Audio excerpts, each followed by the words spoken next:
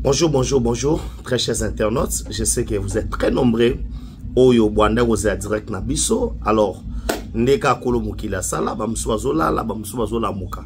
Alors, je tiens au Pesabino, bah bonjour, Moussoupi, bah bonsoir. Cela dépend de l'air kaka.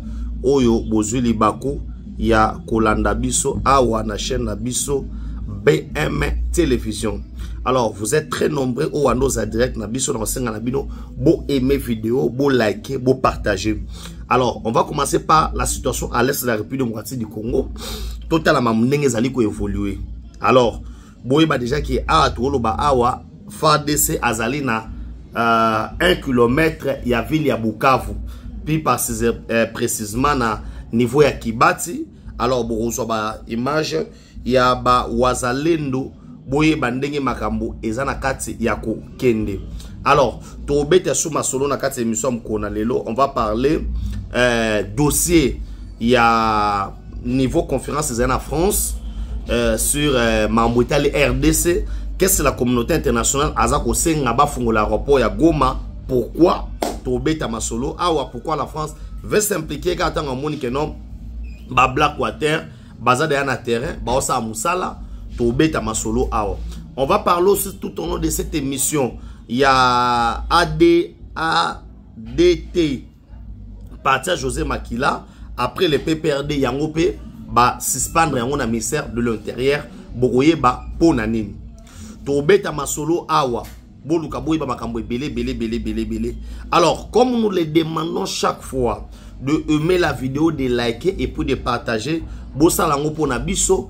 Tika kombo na on a commentaire wana loba bravo Fachi, bravo Wazalendo, parce que il faut un peu to lobe la mambo ya guerre oyo parce que zali très important.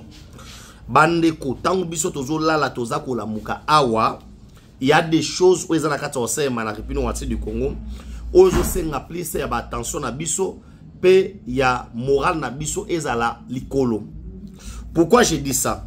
Na minute oyo bo comprendre que président de la République, il a opté pour l'option militaire. Bandeko, le président Tshisekedi a opté pour l'option militaire. Pour Nanini. Parce que le président a compris que Kofandana Barwandé, Kofandana Boye, ils vont nous ramener vers les accords au Esinyama Kanatan Wamouze. Alors, le président n'a pas d'autre choix que de faire Oezali volonté ya peuple congolais pe ne balobaka na lopoto sauvegarder la souveraineté à Congo Oezali en danger. Alors pour ce faire, le président a adopté Nini. Le président a compris qu'au niveau de l'armée même, Oyozo Bundela Mboka na biso, il y a eu beaucoup de traîtres. Bandeko, il y a eu beaucoup de traîtres. Bozo ko emete bo aimer vidéo, bo liker yango bo partager. Beaucoup te belé na direct na biso mkona yo parce que c'est très important sur na bino. Alors je vous disais que na niveau ya armée, lorsque le président Tshisekedi a pris le pouvoir, il a compris que il y a beaucoup autres bengi, il y a ba infiltré na kati ya ba FARDC. Il y en avait beaucoup parce que ceux qui tobito zonga na histoire, vous allez comprendre que lorsque Mobutu a cueilli Afdel et Koti, l'Afdel était composé de Rwandais avec quelques Kadogo. Oyo, Barekitaki, Nzela. Ndakisa, ba Muninga nanga koma lelo maître avocat, ba Joël Kitenge. Ba ena ba Vanwana. Ozomon, ba Kadogo.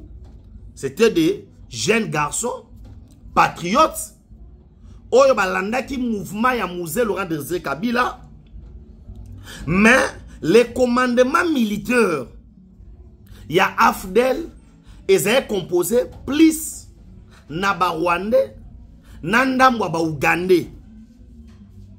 Je sais pourquoi je vous parle ainsi.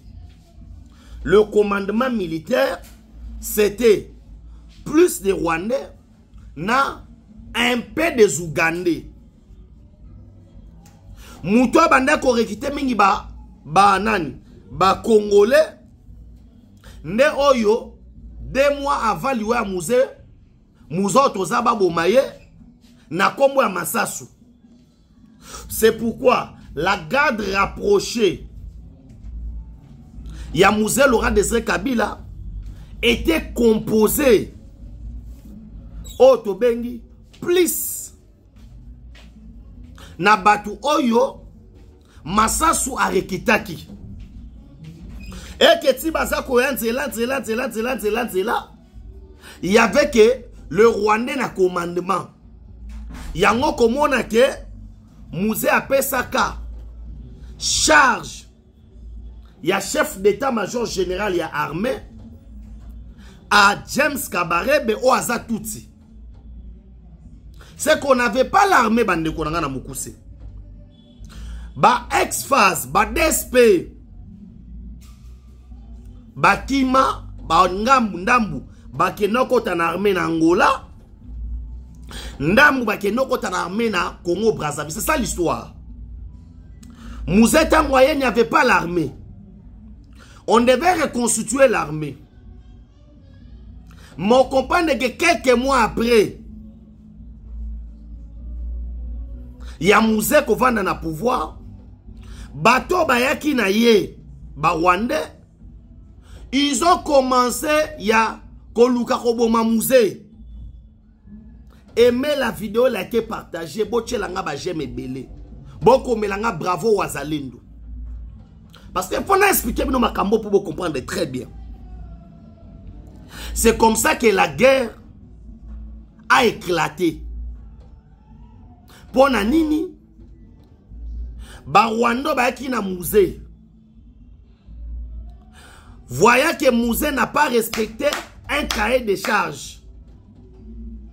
Oyo ba s'initia qui est comme étant les accords de l'Emera. Aimez la vidéo, elle a été partagée. Bêta en internet, les accords de l'Emera. Article 1. Il est créé en date du 16 du 1er août 1996. L'AFDEL, Alliance for démocratique pour la libération du Congo. Article 2 de l'accord. Les sols et les sous-sols appartiennent à l'Alliance. Article 3. Il faut appeler ça bango 500 km. Yabater. C'est comme ça que l'accord prévoyait. L'accord prévoyait que les décisions à Moka, il faut une alliance. Alors, si les décisions à Moka, il fallait une alliance. Cela veut dire que le Congo n'était plus un pays souverain. Parce que nous, surtout, une décision, il fallait une alliance. Alliance n'a décidé, Bakata Congo, Banome Moutuboye, Basala Boye, Basala Boye. Mouzé Laurent Désiré Kabila a commis le pouvoir. Il a bien réfléchi. Atalia lobi non, jamais de ma vie. Jamais na kondi meloko. Ya on senga na biloko komela na commentaire, la patrouille est la mort. Bon aimer vidéo. C'est l'esprit oyo et côté la ki Mouzé. Oyo ya Lumumba. Oyo ya Vuluzi Kimbangu. Oyo Etienne Tshisekedi wa Mulumba. Yango le même esprit. Ezo Kamba. Félix Antoine Tshisekedi Tshilombo, le président de la République. Mouza Boyi. Mouzé Aboyi. Nzo kandeti Mouza zo boya. Ba Rwandais ba na plan B. Plan B ba Rwandais zani. Lokola boy to bareye. To ko remplacer ye na sommet à l'état. Et pas yande qu'on a biso azali 100% touti. Aimez la vidéo, likez, partagez. Komelanga na commentaire, bravo Fachi Kabila Rwandais. Komelanga na commentaire. Makamweza minene. Wana président Mouzé Laurent Désiré Kabila aboyi. Mouza aboyi. Alobi. Makamboyo. Ndebozo lingabo kenango. E simbate. Ngana ko cédé te. Ba Rwandais basala makita awa na Montfleury. Boye melenga vidéo. Ba Rwandais basala réunion na Montfleury. Ba Rwandais basala réunion na Montfleury. Oui, basala réunion na Montfleury. Ba décider élimination ya musée Laurent Désiré Kabila. Balingi ba boma musée pas esimbité. Musée akenda kiba. Ba signala ye. Muza zongi mbanga bengani bango keketa rébellion ya RCD bandi. Bandi ko attaquer musée. Nzokande batika misisa na armée. Wana muza yebite. Po ba on ba composa ki armée. Ne musée na dernière minute. Muza zangi maïla kosala. Akenda ko benga Zimbabwe, Angola na Namibie. Batu ba seda musée na plateau. Eza Zimbabwe na Angola. Aimez la vidéo là qui est partagée. Ya on a président Angola. Ayebi Safachi. Il faut négocier, dialogue intensif et si maté. Na Kabila te. Nous connaissons les agendas. Bon, aimez la vidéo, bon like. La situation se présente de même. Lorsque Fachi prend le pouvoir, pour les Rwandais, c'est transition il y a 3 mois. Après 3 mois, Tozo éliminé. C'est pourquoi il y a des ministres. Nakata gouvernement Ilon Kamba. Oyo soki président sali conseil des ministres vendredi. Bango samedi bake ki ngakati. Et le lundi lorsque bazoya baina makambo mususu. Soko lingolo bababi yemei. Une manière de nous faire croire que en dehors il y a président Tshisekedi, il y a encore un autre président. Entre parenthèses. Pona bango. Kabila avait dit à ce gens que Soki Tshisekedi Ameko Kosola Naboumiye. Et tous ces gens-là basaki na même morale.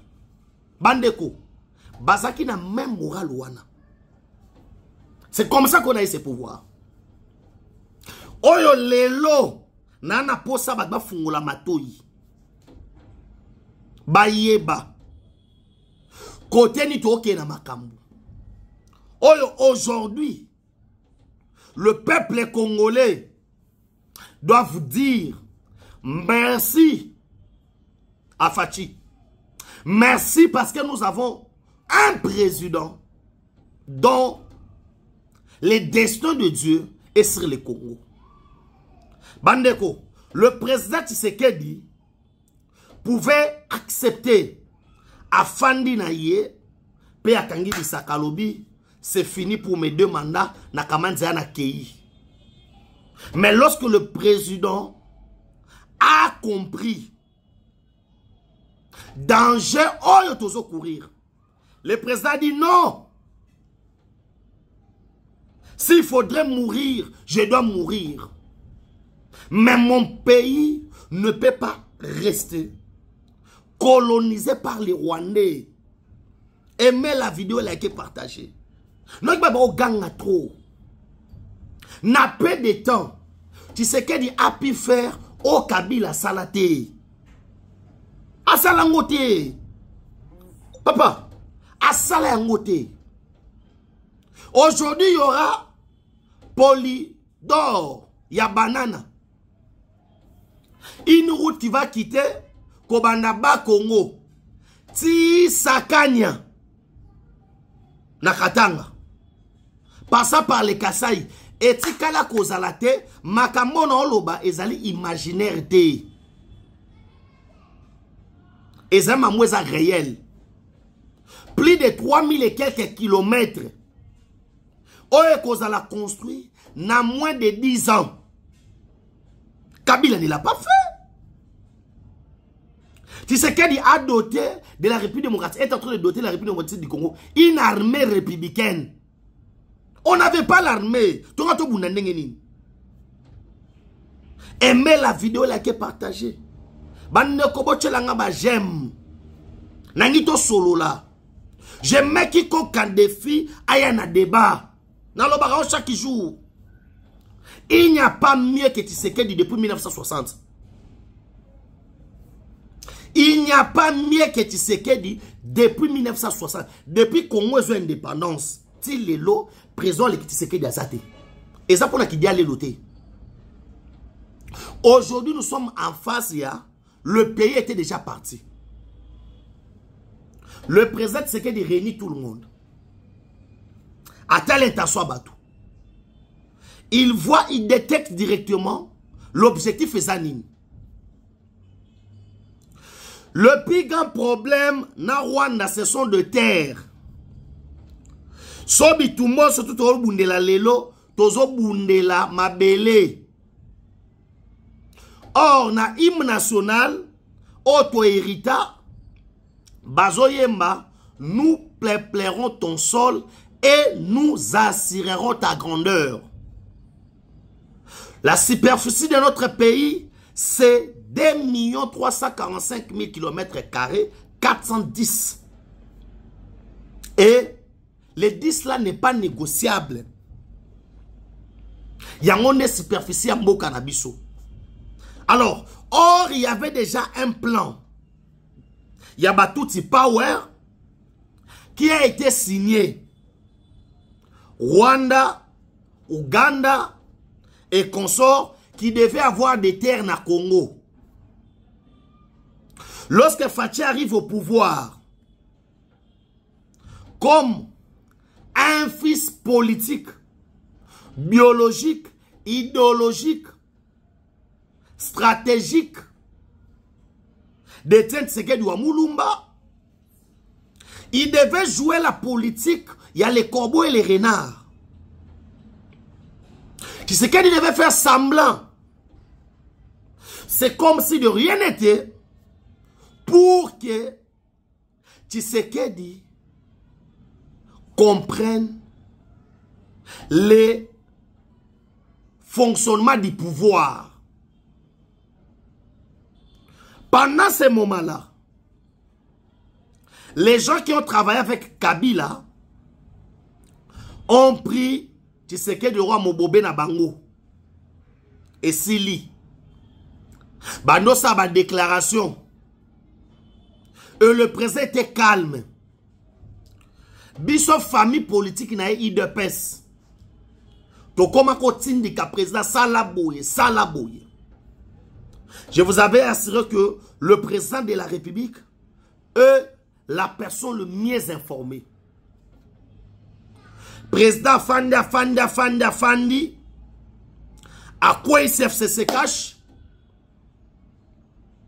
Parce que il a compris que Bazo Tchelaye Banzete pour qu'il ne libosote. Et les Rwandais puisque déterminés. Aimez la vidéo, likez, partagez. On vous parlera de certaines histoires. Il y a M23 qui n'a Kinshasa et tout consort. On a voulu identifier qui sont dans les M23. Lorsque le président identifie à cause que ce sont des Rwandais, à qui qu'on touche dans noyau? Noyau c'est Kagame. Il est parti, pas par 4 et 5 chemins. Le président vit Kagame en lui disant clairement que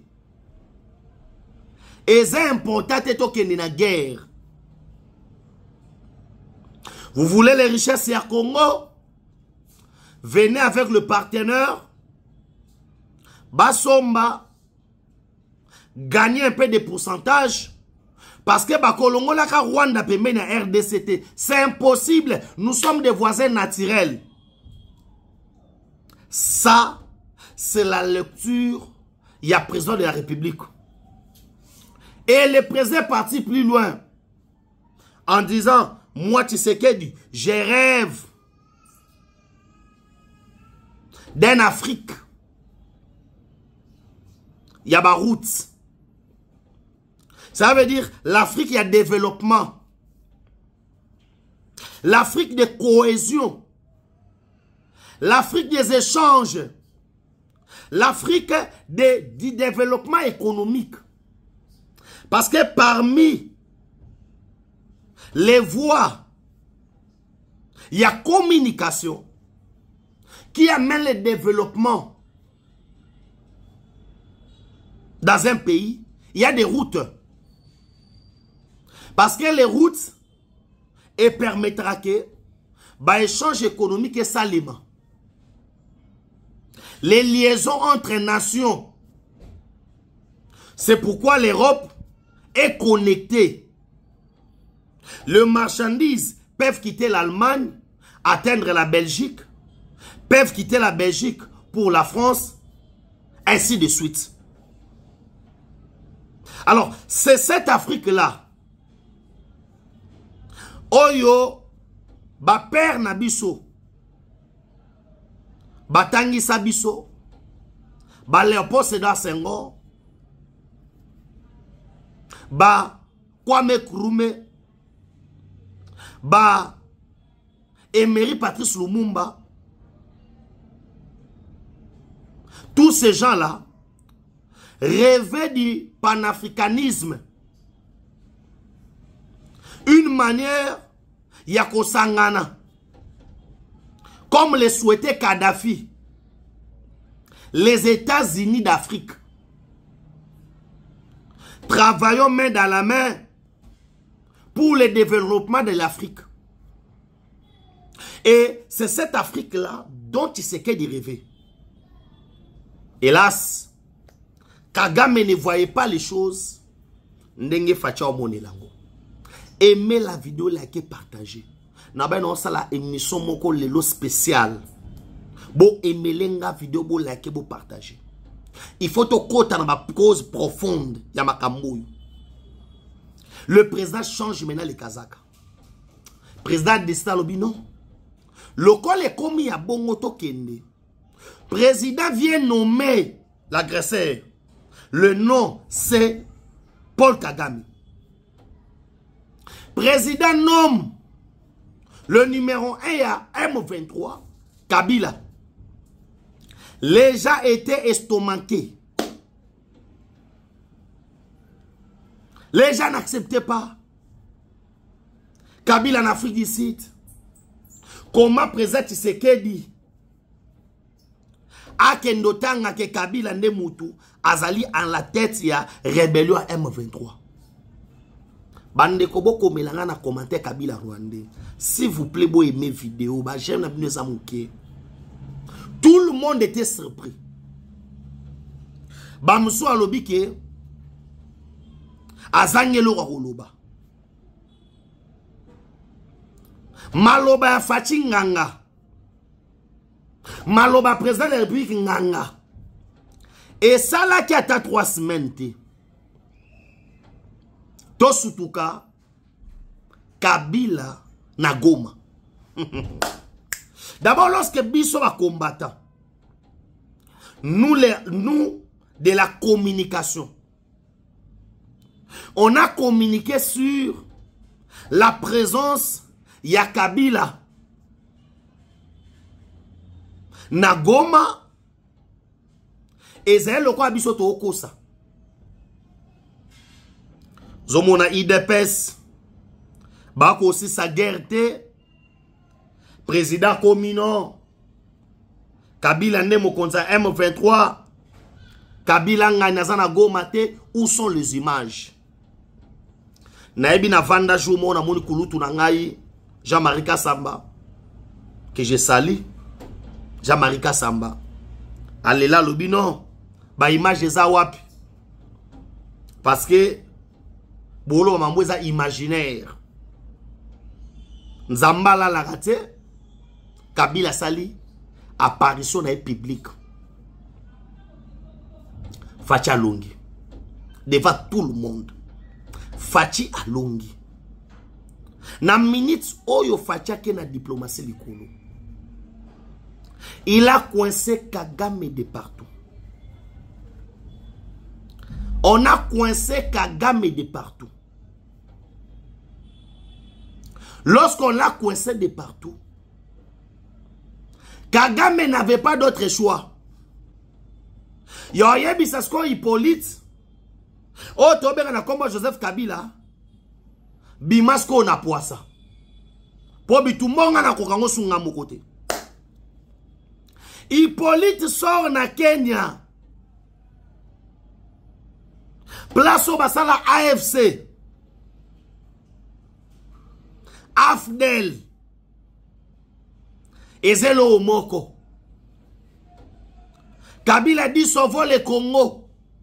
Ah! Zambi. Na vaneli le lisolo sauve le Congo. Na vaneli le lisolo wana. Est-ce que Kabila a qualité? Il y a quoi ça na biso ba Congolais le sauve le Congo? Hein? Est-ce que Kabila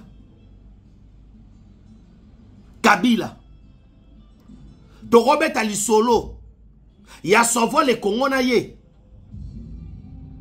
Pour sauver d'abord le Congo, vous devez avoir la qualité yoza Congolais. Pour sauver le Congo, vous devez d'abord avoir la nationalité congolaise. Il faut que bakoko na yo bakunda bango awa. Et Seigneur nous a la Congolais d'origine. Comment Kabila peut nous parler à sauver le Congo? Toi qui n'es pas Congolais. Bandabo emelenga vidéo. Comment Kobeta Lissola sauve le Congo? Or, Congo za bangote. Congo za mboka bakoko na ete. Comment il peut venir défendre les intérêts du Congo? Oh, il a signé un accord. Il y a un peu ça m'a belé à Congo et pas Rwanda. Il y a des accords qui existent. Remo Chibanda koufite. Obasanjo koufite. Hein? Kabila peut nous parler aujourd'hui à sauver le Congo. Pour Yazanani. Parce que pour nous comme un niveau pour sauver le Congo, il faut être d'abord Congolais. Hein? Parce que si tu n'es pas Congolais, tu ne peux pas parler de sauver le Congo. Quel est celui qui peut nous parler de sauver le Congo? Hein? Parce que il n'a pas qualité de parler du Congo. Alors comment on peut accepter que Moutabongo Alobanabiso sauve le Congo? Non, Kabila devait dire sauve le Rwanda. Hein? Non, minimum. Parce que c'est un Rwandais. Il ne peut pas nous parler de sauver le Congo. Congo Oyo, Kabila tué Kapangala. Hein? Kabila Tiki, Papa Nabiso Koutino Fernando inapte. Naba, Biloko Tuboye Biwana. Parce que, Yeba Loba qui n'est qu'à sauver le Congo. Si le Congo avait de la valeur, et pas ya Kabila, mais bataka mouena sa pouba koufate. Si les Congolais avaient de la valeur, et pas ya Kabila, mais Armatungu la koufate. Si les Congolais avaient de la valeur, et pas ya Kabila, tonga to sa massacre. Yaboudou dia Congoté. Mais Chebe Alinga Koufate. Bandeko, Chebe Alinga Koufate. Kabila ne peut pas nous parler à sauver le Congo. Hein? Ce qui va Congolais, basaki na valeur. Na misu ya Kabila. Ben nga ba créer AFCT. Oye bomeli biso ba Congolais. Plus de 2000 Congolais. Aimez la vidéo, likez, partagez. Bokabo la vidéo, oh boche langa ba j'aime. S'il vous plaît, boko langa bravo Fachi. Kabila ne peut pas parler de sauver le Congo. Non. Il ne peut pas y exister un mouvement de sauver le Congo. Oh ezali né na Kenya, un pays de nilotique. Bisika baza on préparer un père Ima où les Tutsis rwandais doivent dominer l'Afrique centrale. De quel Congo parlons-nous? Que parlez-vous? Congo ni. Congo Brazzaville. Au moins Congo Brazzaville. Mais pas Congo Kinshasa. Pas la RD Congo. Messieurs, vous vous trompez de nom. Toi, personne qu'on a sentiment. Comment on peut parler de sauver le Congo entouré de Rwandais? Une délégation à Rwanda et Vandi pour éloigner la biso ba Congolais. N'engue faut sauver Congo. Mais c'est grave. On va sauver Congo. Na oboko nani? Parce que par circonstance, Natangouya, Papa Koutino, et c'est que Kabila est Rwandais, au sommet à l'État. Alors, on devait sauver les Congo, Namaboko ya un Rwandais. Aujourd'hui, les Congolais bazako sangana autour des Rwandais. Pour sauver les Congo, non. Et ça coûte dans ça sur c'est effet Nabino sauver le Congo et ça dénie les sans effet. Parce que Bino Borolo Bela sauver le Congo te bandeko. Kabila ko fungola mbanga te bachaye en tête. Il y a mouvement sauver le Congo parce que Makambo biso to mona 18 ans. Makambo to mona 18 ans. Oyo tondi makate ko to komona na vie. Oyo biso tondi makate.